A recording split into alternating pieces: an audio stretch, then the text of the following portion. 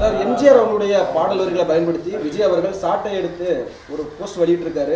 நான் ஆணையிட்டால் என்ற பாடல் வரிகளை பயன்படுத்தியிருக்காரு. 2026 தேர்தலில் எம்ஜிஆர் அவர்களுடைய அரசியலை பின்பற்றி அவர் தேர்தலை சந்திக்க. அதான் சொல்கிறேன், தலைவர் வந்து ஒரு தவிர்க்க முடியாத சக்திங்க. யாராவது கருணாநிதி பற்றி பேசுகிறாங்களா? ஒருத்தரும் கருணாநிதி பற்றி பேசுறது இல்லை, புரியுதுங்களா? தலைவர் வந்து ஒரு தவிர்க்க முடியாத சக்தி.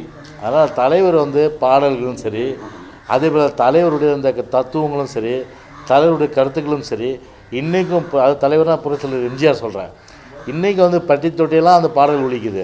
ஆனால் நிறைய பாடல்கள் வந்து எங்கே போகுதுன்னே தெரில, இன்றைக்கி வந்து பாடலாம் எங்கே போகுதுன்னே தெரில. அது மாதிரி தலைவர்கள் வந்து தலைவர் எம்ஜிஆர் பொறுத்தவரை ஒரு தவிர்க்க முடியாத சக்திகள், புரியுதா?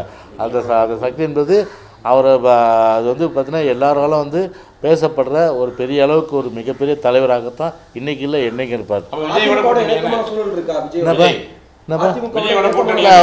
அவர் ஒன்றும் எங்களுக்கு எதிரி இல்லையே, எங்களுக்கு அவர் ஒன்றும் நான் அதை அவர் ஒன்றும் எதிரி இல்லையே. அவர் ஒரு கட்சி ஆரம்பித்து அவர் கொள்கையை பிரகடனப்படுத்துகிறாரு, எங்கள் கட்சியினுடைய கொள்கையை நாங்கள் பிரகடனப்படுத்துகிறோம், அவ்வளோதான். அவர் வேலை அவர் பார்க்குறாரு, எங்கள் வேலையை நாங்கள் பார்த்துட்டுருக்குறோம். உங்களுக்கு என்ன வேலை? இந்த இளம் தலைவர் மறந்துடக்கூடாது. போஸ்டர்லாம் கூட அன்றைக்கி எப்படி வச்சாங்க? அன்றைக்கி எல்லாம் முதலமைச்சர் திரு மு கருணாநிதினு சொல்லிட்டு போட்டு எல்லாம் போஸ்டர் வச்சாங்க அன்றைக்கி நைட்டு.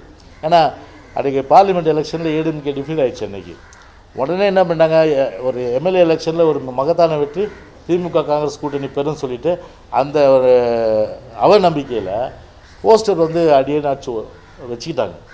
ஆனால் ரிசல்ட் வந்து மாறா வந்து ஒரு மகத்தான வெற்றி கொடுத்தாங்க. நைட்டு போஸ்ட் எரிச்சாங்க. அப்போ போஸ்ட் எரிச்சது, அப்புறம் வந்து சரிபாதி சீட்டை கொடுத்தது, கெஞ்சி ஆட்சி கலைக்கு வச்சதெல்லாம் இதெல்லாம் வந்து கொள்கையா? இதெல்லாம் வந்து கொத்தடிமை இல்லையா? நான் கேட்குறேன், இதெல்லாம் கொத்தடிமை இல்லையா? கொத்தடிமையோட ஒட்டுமொத்த உருவம், கொத்தடிமையே வந்து ரத்தத்தில் ஓடுறது. நீங்கள் போய் கொத்தடிமை பற்றி பேசலாமா? நீங்கள்